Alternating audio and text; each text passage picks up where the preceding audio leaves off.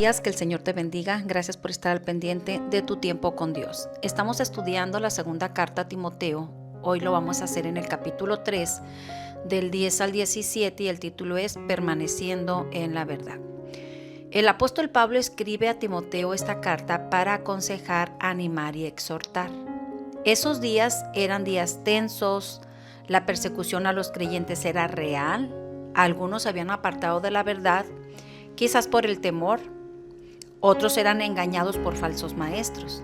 Y como dice el título de este devocional, permaneciendo en la verdad. Se oye bonito, ¿verdad? Permanecer en la verdad.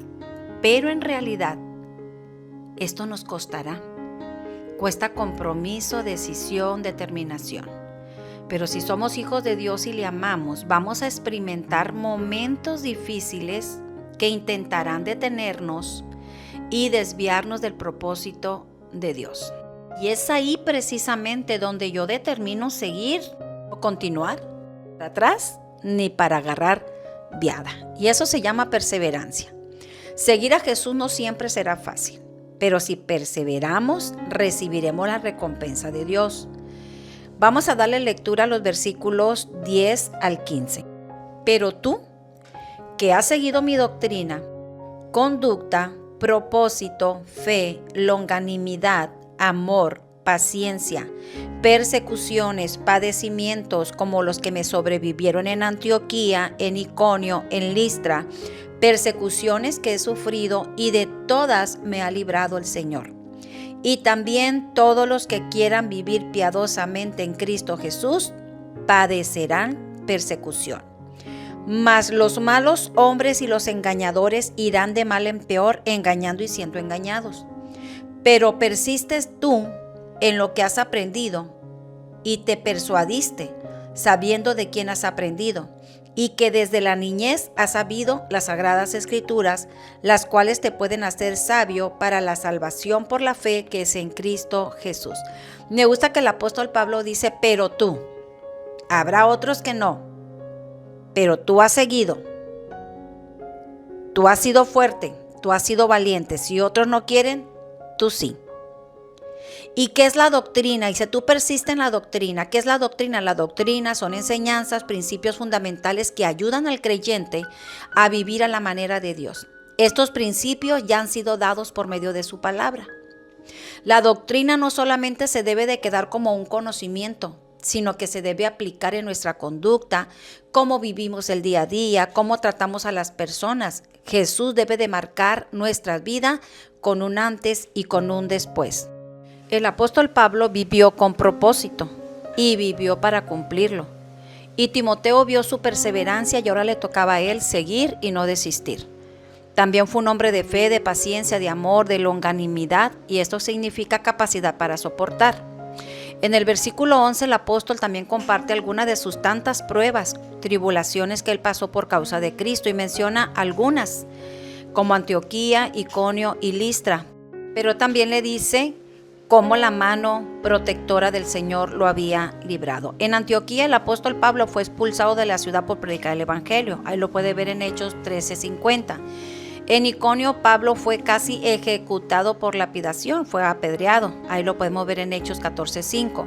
Y en Listra, donde sí lo apedrearon fuertemente y lo dejaron como casi muerto. Ahí lo puede ver en Hechos capítulo 14, versículo 19. Uno puede pensar que aquellos que viven siguiendo la palabra de Dios, que viven con una conducta recta, que viven con propósitos, que tienen fe, que tienen amor, que lo soportan todo, deberían de vivir relajados, sin aflicciones, y deberían de ser aceptados por todos. Pero no es así, porque Jesús mismo dijo, en el mundo ustedes van a tener aflicción, pero también dice la palabra, muchas son las aflicciones del justo, pero de todas ellas lo va a librar Jehová. Pablo no solamente fue marcado en su espíritu, él también llevaba las marcas de su sufrimiento en su cuerpo. Eran para él como un trofeo. ¿Se imagina usted alguna vez al apóstol Pablo relatando, mira Timoteo, esta cicatriz en mi frente fue cuando me apedrearon y me dejaron como muerto? Las cicatrices en mi espalda son los azotes que me dieron, no solamente una vez, sino varias veces, pues que le estaba diciendo que resistiera, porque el sufrimiento iba a venir, pero que de todas esas aflicciones el Señor también les iba a librar. y que el Señor estaría con él en todo momento. En el versículo 12 y 13 dice la palabra: y también todos los que quieren vivir piadosamente en Cristo padecerán persecución, mas los malos hombres y engañadores irán de mal en peor, engañando y siendo engañados. Los que quieren, dice el apóstol Pablo, los que no quieren, no. Esto es de voluntad, es de decisión. Solo los que quieren vivir una vida conforme a la voluntad de Dios y a la obediencia van a padecer persecución. Y muchos quizás van a empezar en su propia casa, no aceptarán tu nueva vida, tu fe.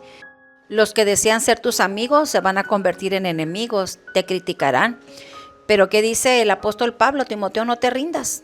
Así que nosotros vivimos para agradar a Dios y nada más que a Dios. Del versículo 14 al 15 es un llamado a persistir y no desistir.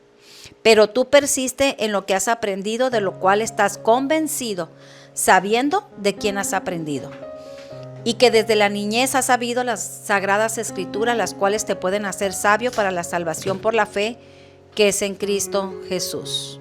Así que persiste y no desistas, porque vendrán tiempos peligrosos y hombres malvados en los últimos días, pero tú continúa, sé perseverante. La frase de quién has aprendido, pues el apóstol Pablo fue el mentor, el padre espiritual para Timoteo. Pablo era ese ejemplo digno de imitar. Pero antes que Pablo hubo dos personas importantes en la vida de Timoteo desde su niñez, y ellas fueron su abuela Loida y su madre Eunice. Timoteo heredó esa fe no fingida de estas dos mujeres. Era una fe firme, auténtica. Ellas fueron disciplinadas a enseñar a Timoteo la palabra de Dios desde pequeño. Lo prepararon para el ministerio, para el servicio a Dios. Y qué gran responsabilidad tenemos nosotros como padres, como madres, y para aquellas que son abuelas también, a ayudar, instruir, enseñar a nuestros hijos la palabra de Dios, de enseñarlos a orar y orar con ellos, de leer la Biblia, de explicarles, de llevarlos a la iglesia. Qué emoción se siente cuando un pequeño sabe que hay un día de servicio y ellos se alegran y se gozan saber que van a ir a la casa de Dios.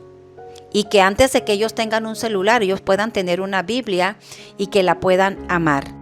Proverbio 22:6 dice: instruye al niño en su camino y aun cuando fuere viejo no se apartará de él.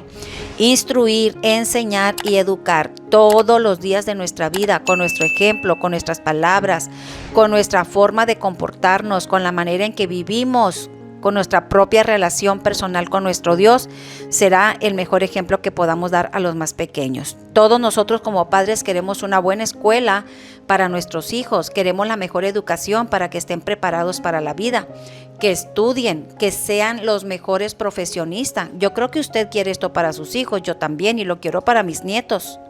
Pero le pregunto, ¿qué hay de la vida espiritual de nuestros hijos? ¿Hacemos el mismo esfuerzo en la instrucción?